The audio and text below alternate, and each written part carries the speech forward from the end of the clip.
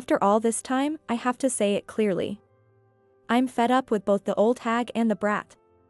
Get out. Even though my husband was drunk, it was a terrible thing to say. My granddaughter, Emma, left the room crying. Emma. It was understandable since the drawing she had worked so hard on for her grandfather was discarded right in front of her. We might never be able to go back to how things were. Just as I thought this. The doorbell rang. Who could it be at this hour? Could it be? Margaret, it's been a while. Sarah. Why are you here?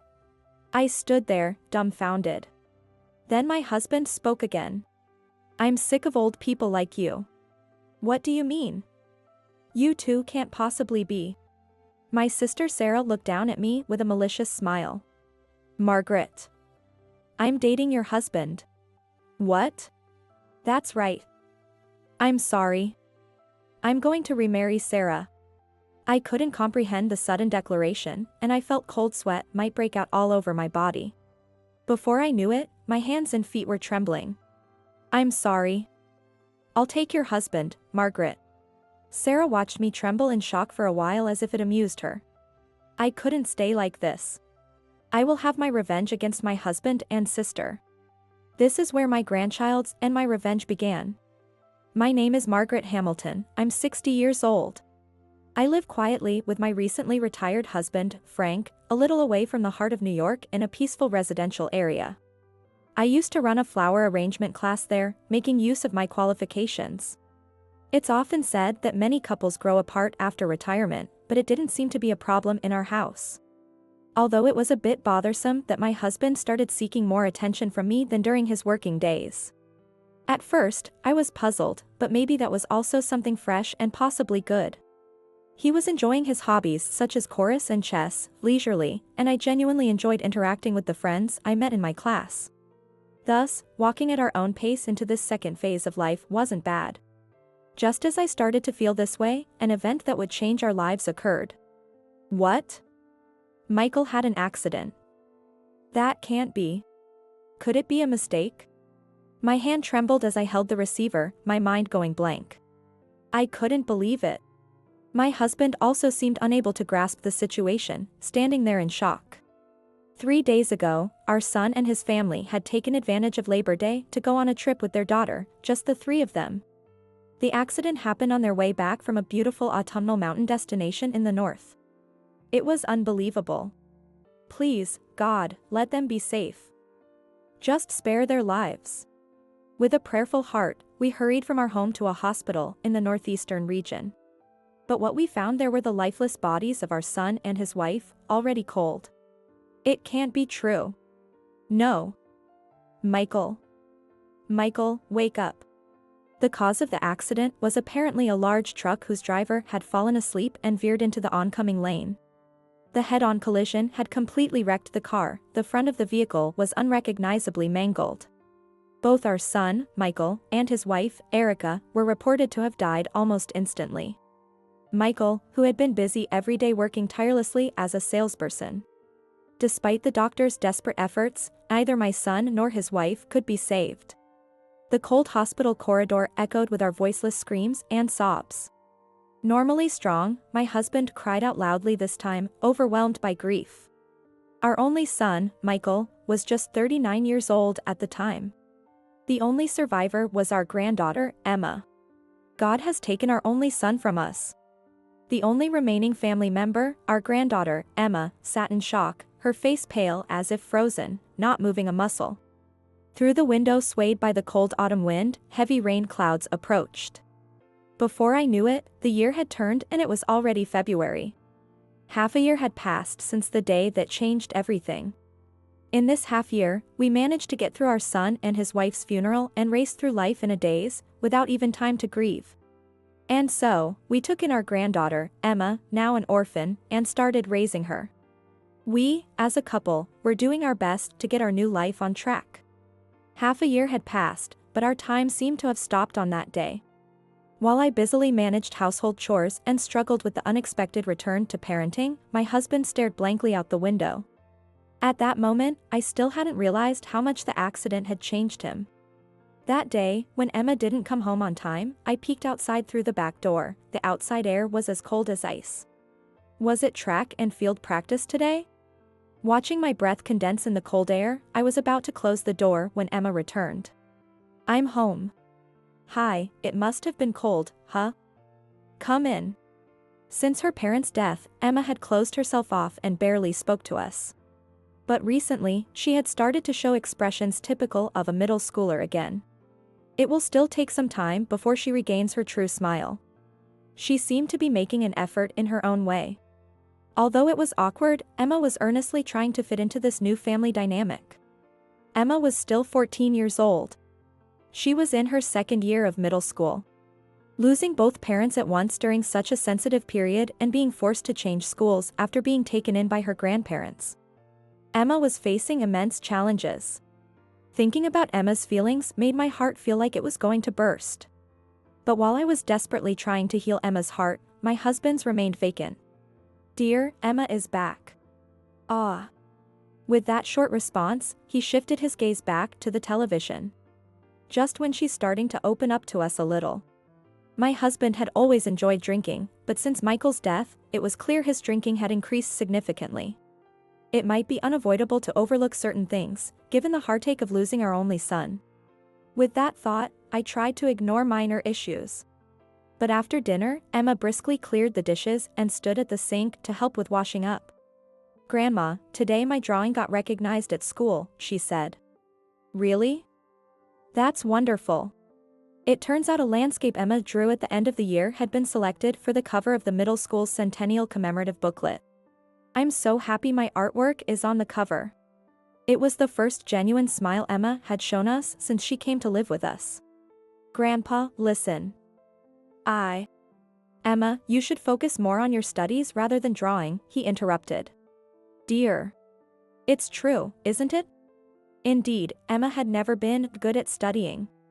She hadn't failed, but her grades in mathematics and Spanish were dismal at the end-of-year exams. As a result, I had to spend many late nights helping Emma with her studies. Starting parenting over at this stage in our lives was challenging. Even though we were blood-related grandparents, it was never easy. If anything, conflicts seemed more frequent. My husband's attitude towards Emma did not improve afterward. It was as if he was taking out the loss of our son on her, being cold and detached. Since the accident, I had become concerned about my increasingly reclusive and heavy-drinking husband. Late at night, after Emma had gone to sleep, I decided to confront him. What was that attitude towards Emma earlier? What about it? He was still in the kitchen, calling it a nightcap, drinking whiskey. She's finally starting to brighten up a bit, going to school properly, right? So what? Going to school is the least she should be doing. Even so. Saying study more like that. You didn't have to say it like that. What about you? You've been all over Emma lately. She can study on her own, can't she? That child may struggle with studies, but she excels in art and sports. Isn't that enough? Michael was like me, good at both studies and sports. Emma doesn't resemble her father at all. Stop it. No matter what you say, Michael isn't coming back. All we can do now is raise Emma properly. Please, let's cooperate. Look, Margaret. You may not understand, but I had my second life plans. But now. Frank trailed off, unsure of what to say next. Never mind, it's over. Originally, Emma was supposed to be a precious treasure for us. But the death of their son and daughter-in-law cast a dark shadow over the relationship between us and our granddaughter. I quietly went to check on Emma in her room. Sorry, Emma. A single tear rolled down her cheek as she breathed quietly in her sleep. I gently wiped away the tear and silently returned to my bedroom. That night, my husband staggered home drunk very late. Hey, I'm home. Where have you been until this late? Does it matter? It's none of your business. In recent months, under the guise of a stress relief, my husband had been drinking out every night. Naturally, conflicts and arguments within the home had increased. My husband has become like a completely different person lately. He staggered into the living room and sloppily slumped onto the sofa, demanding, "Bring me some water." I handed him a glass of water with a resigned expression. He drank the water greedily and then said something unexpected. "Today, I met your sister at the bar." "What?" "Sarah." I felt an uneasy stirring in my chest. "Sarah and I are sisters, but we have different mothers, we're half-siblings. There's a significant age gap between us. Sarah, the child of my father's second wife, is 13 years younger than me, at 47. Though she is single, she maintains a youthful beauty and is often called a ageless beauty due to her looks. A few years ago, she launched a successful cosmetics brand called Jupiter and even got featured in magazines. While it can't be said that my sister isn't beautiful, she's what you might call an evil woman, using men to climb her way up.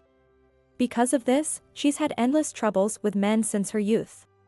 I'd be lying if I said I wasn't a bit envious of her flamboyant social life. Fortunately, my stepmother, who was her biological mother, raised us without favoritism. Maybe that's why I was able to avoid feeling inferior to my stunning sister. It's hard to believe that the cosmetics brand Sarah runs was started with her own funds alone. I always suspected she charmed some wealthy man into becoming her patron and funding it. "Hey, Margaret, have you looked in the mirror lately?" Casually, I glanced at the mirror hanging on the living room wall. Reflected, there was a face far more aged than I had imagined. "Is that me?" I reflexively looked away from the mirror. I couldn't bear to look directly at it. This was the reality. There I was, worn out by childcare, housework, and stress. I felt like I understood what my husband was implying. "Sarah and you are so different. Are you really sisters?" His eyes, slightly mocking and clouded with alcohol, stung me.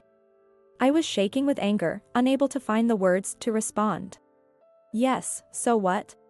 Just saying, your sister remains beautiful with age, unlike someone." Overwhelmed with intense anger and turmoil, I felt dizzy. Managing to suppress the urge to scream, I slammed the door forcefully and left the room. The painful past of being compared to and belittled next to my sister resurfaced.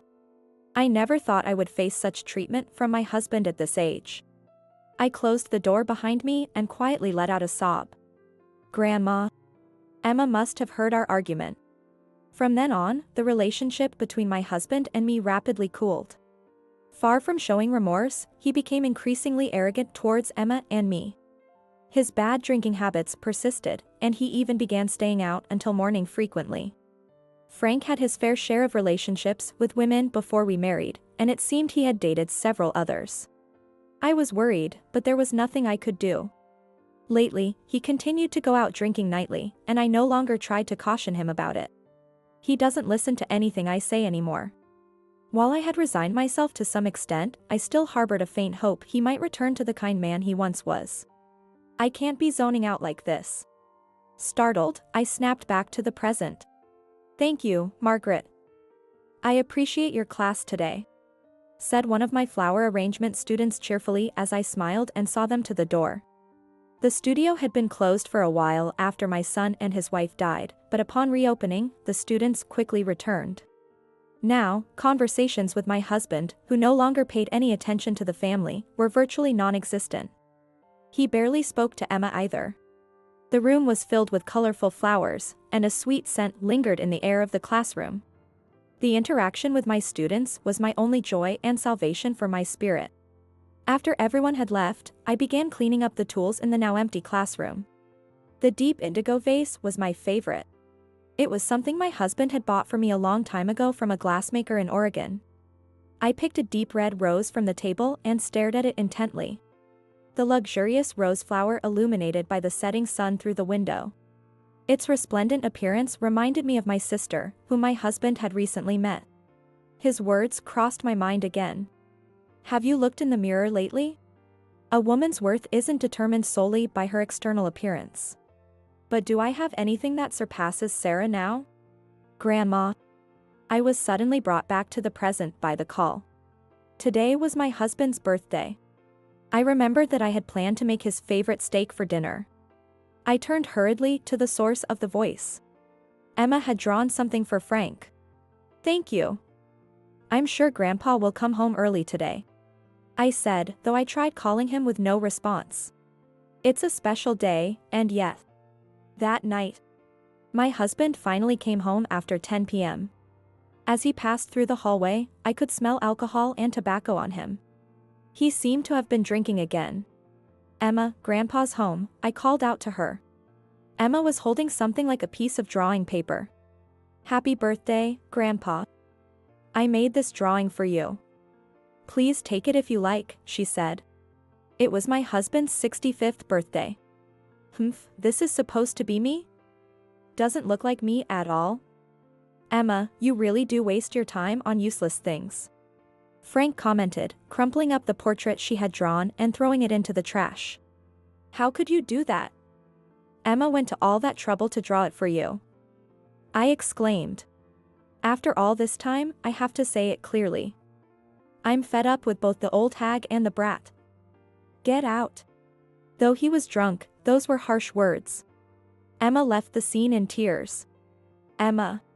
It might be that we can never go back." Just as I thought this, the doorbell rang. Who could it be at this hour? Could it be Margaret? Long time no see. "Sarah. What are you doing here?" I stood frozen in shock. Then my husband spoke again. "I'm fed up with an old woman like you." "What do you mean? You two can't possibly be." Sarah looked down on me with a malicious smile. "Margaret, I'm dating your husband now," she said. "What did you just say?" "That's the situation." "I'm sorry, but I am going to marry Sarah," my husband declared suddenly. I couldn't comprehend the sudden announcement, and cold sweat seemed to break out all over my body. Before I knew it, my hands and feet were trembling.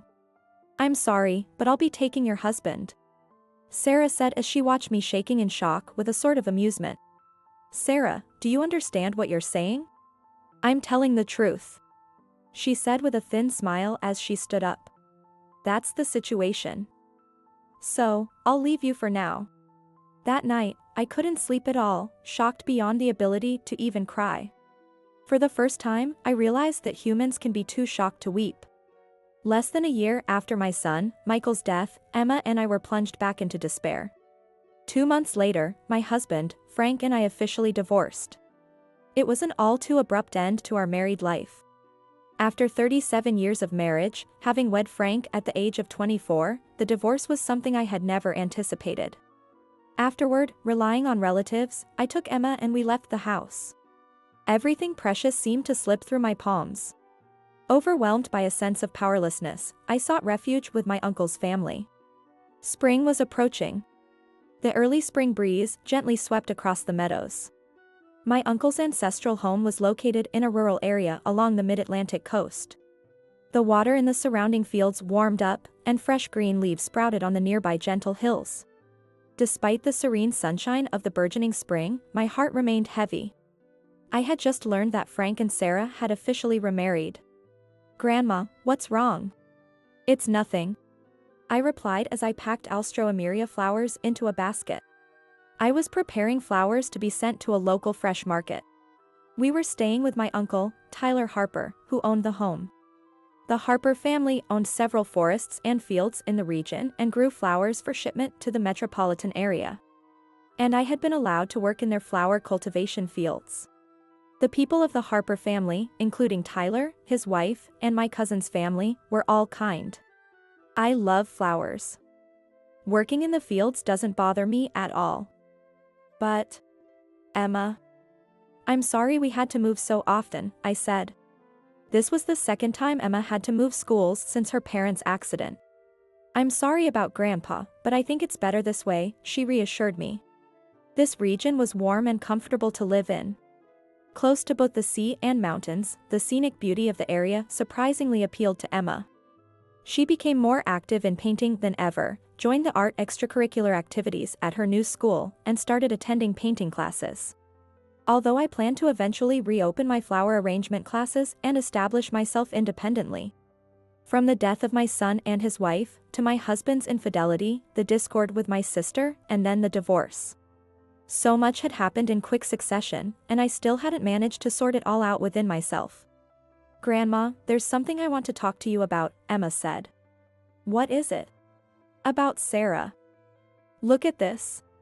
She showed me her phone screen. Sarah. I furrowed my brows. Looking at the LCD screen, I saw several familiar names flashing. This is... The name Sarah Harper and the company she runs, Jupiter Cosmetics, were mentioned. It was reported that the face wash sold by Jupiter Cosmetics contained fraudulent ingredients. The products from Jupiter contained ingredients that, though now strictly regulated in terms of allowable amounts, were used far beyond the legal limits. Many people developed severe allergic reactions, with their faces swelling or even experiencing anaphylactic shocks. The information posted on the internet quickly spread far and wide. Emma seemed to have noticed it through a retweet from a friend who used these cosmetics. Sarah is probably going to face a lot of trouble now. Grandpa too. Yes. They might come to you for help. It's okay, Emma. You don't have to worry about that. Those people are now leading lives that have nothing to do with us anymore. Yeah, I understand. I made up my mind firmly. A few days later, Sarah's company's scandal was already being reported on TV. According to the news, there were about 300 victims, and a group of lawyers was demanding compensation in the hundreds of thousands of dollars. Margaret, when your own sister is on the news like that, you must be restless. I've already caused so much trouble for you with Sarah and Frank's issues. We should have nothing to do with those kids anymore. They are a disgrace to the Harper family. Yes. And who knows what kind of bad luck they might bring in the future. Tyler made sure that Sarah and the others would not come near the main house, instructing all household members to be cautious. There was no way he could feel good about Sarah, who had snatched away her own sister's husband and then caused a national scandal. My feelings were complex. My mind was uneasy and restless. But my fears were soon realized. A few days later, I received a call from an unregistered number. Hello, Margaret? Shockingly, it wasn't Sarah, but my ex-husband who called. What do you want now? Don't be so cold. I need a favor. No. Just hear me out. I officially registered my marriage with Sarah recently. And I also took on a director's role at a Jupiter. Then this mess happened. So, what about it? I need you to lend me some money. Your father was quite wealthy, wasn't he? Didn't he leave you a hefty inheritance when he passed away? Are you kidding me? After everything, you're going to drain my father's inheritance too? Don't ever contact me again. The audacity of a man who had abandoned his family for his wife's sister, now trying to tap into his ex-wife's inheritance. I was seething with rage. I struggled to keep my composure so that Emma wouldn't notice. Grandma, I'm home. Emma had returned home. Perhaps there was track practice today. Under the early summer sun, Emma's face was slightly sunburned. What's wrong? What do you mean, what's wrong? Because, Grandma, you're crying. Startled, I touched my face and realized that several tears were streaming down my cheeks. I'm sorry, I'm so sorry, Emma. I didn't mean to involve you in this, really I'm sorry. Unable to stop the tears, I covered my face with my hands and sobbed. Then a gentle hand landed on my head. It was Emma's hand. Grandma, don't cry. I could see Emma looking into my face with concern. The dark emotions I had been suppressing all this time suddenly overflowed and couldn't be stopped. During that time, Emma kept patting my head, comforting me with a there. Grandma, you've done nothing wrong. I couldn't reply. Is that really true? If only I had paid more attention to my husband after Michael passed away. If only I had been more empathetic towards him. If only Michael and his group hadn't met with that accident. Would our fate have changed? But now, everything was irretrievably lost. Grandma, let's be happy together. Can we really be happy? If you wish for it, surely we can. Yes, you're right. I'll be with you, so it's going to be all right. Ah, my sweetheart. I burst into tears of laughter.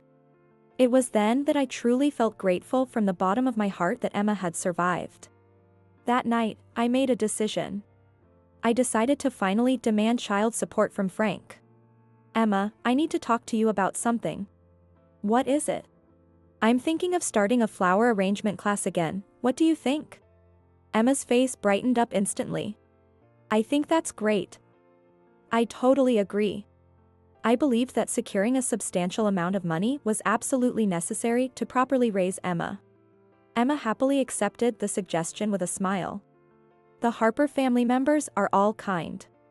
I never felt uncomfortable here, but I was beginning to think about starting a new life just with Emma. Taking care of the many beautiful flowers in this floral nursery deepened my love for them. Flower arrangement was one of the hobbies that my and Sarah's mother had made us learn.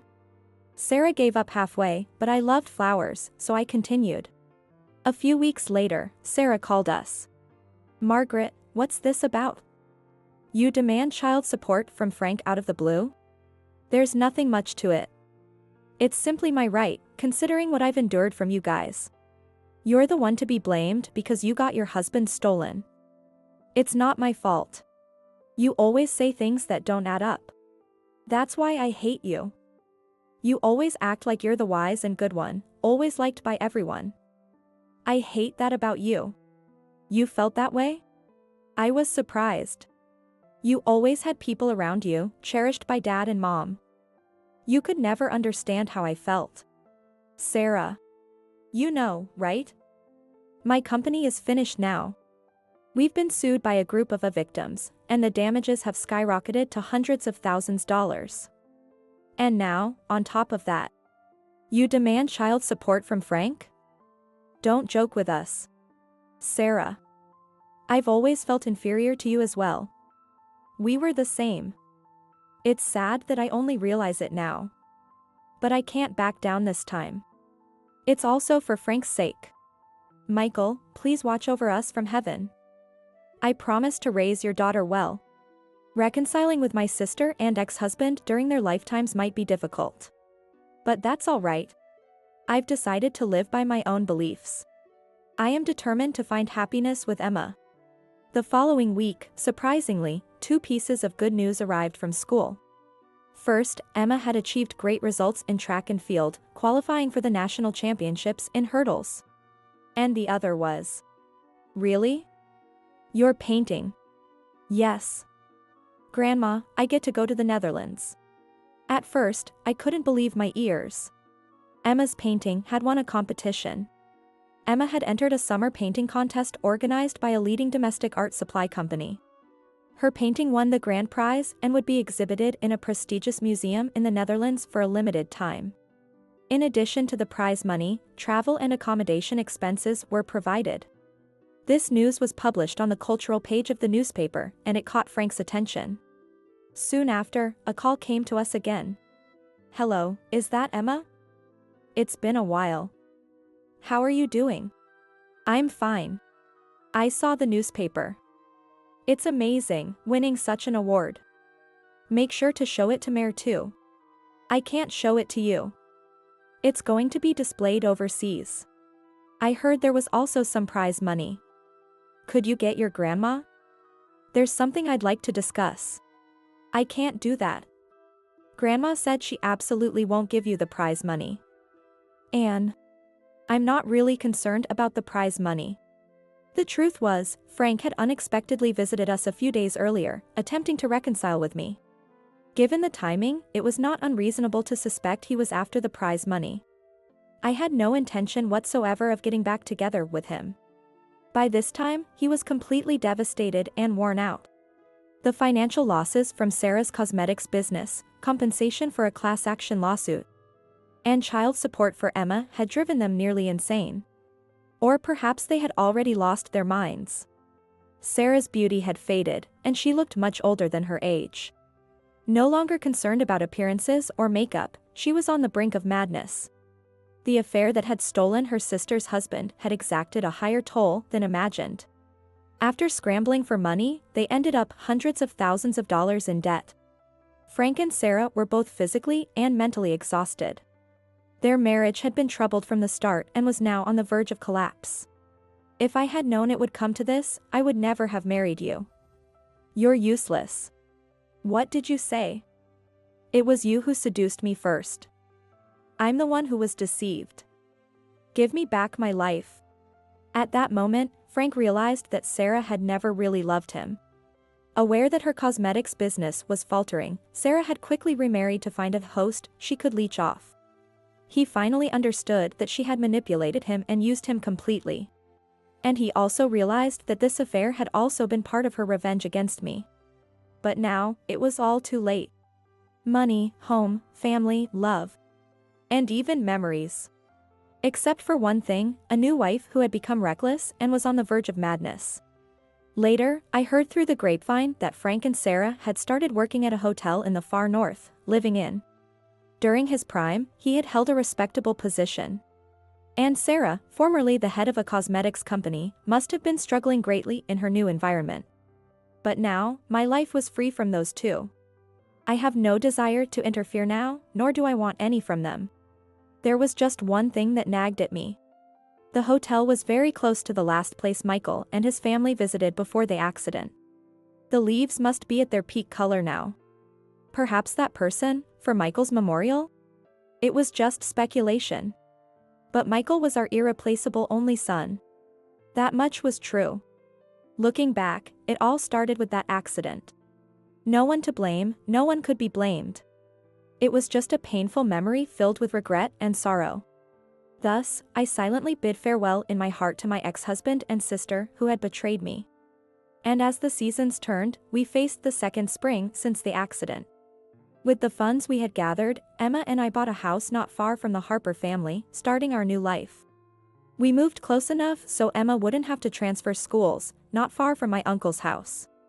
There, I finally restarted the flower arrangement class. It was near the station and in a good location. The flyer Emma designed for, now recruiting students, was well received, and many students quickly gathered. Grandma, the painting displayed in the museum has returned.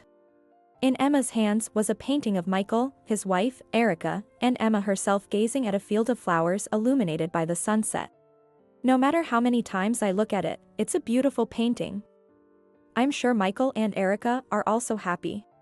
Yeah, I think so too. We smiled at each other. What do you think about displaying this painting in the flower arrangement class for a while? Of course. Actually, Emma's painting was set to be donated to the municipal museum afterward. But wanting to make me happy, Emma readily agreed to her request.